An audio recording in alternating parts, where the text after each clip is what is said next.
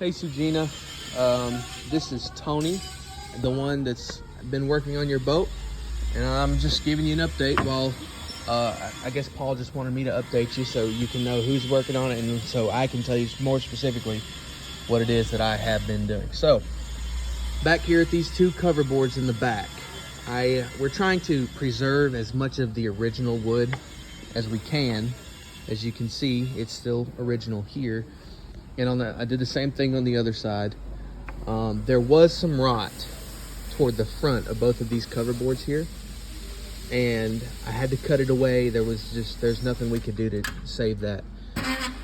So I cut an angle and put a scarf joint. This is what we would call a Dutchman here, so that it could extend back to where it was. And also, in order to get the planks, the new planks that we're putting on here, I had to add 3/8 or more of an inch. I believe that's about 7/16 actually. We added about 7/16 to both of the cover boards height wise, so that we could still keep the plywood that was underneath, or that was originally there as the top, and use that to screw the planks to. And so in order to get the height for the planks, I had to add some height to these back cover boards. So I've done that to both of these, and yes, you can kind of see a little bit of the adhesive we used, epoxy, but once we sand it down good, you won't be able to see it. And also, it's getting the rub rail, especially up there toward the front. We've put the new build up plywood, the rot resistant marine plywood, where it was needed, because a lot of this back stuff was just rotted away. It wasn't any good. And so now I'm working on the cover boards, the new cover boards like seen in the pictures, and this is the wood that we're using for the planks.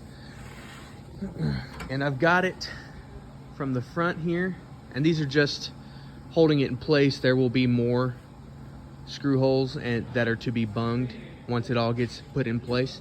But for right now, it's a placeholder. We've got these cover boards. I've got the front two on the left and the right side, port and starboard, and I'm currently working on the back ones. And what's happening is we didn't have to, this was just an idea to kind of make it look all as seamless as possible. We cut an angle in these cover boards here so that whenever we go to put the rub rail back on and the trim itself comes up to here and wraps around at an angle, so that we're going to try and cover that seam right there that meets up. That way you don't really see it. Now, you will still see the bungs that we put in because we have to screw these down. There's just no avoiding that. But it will cover that seam. It'll look like just one long cover board.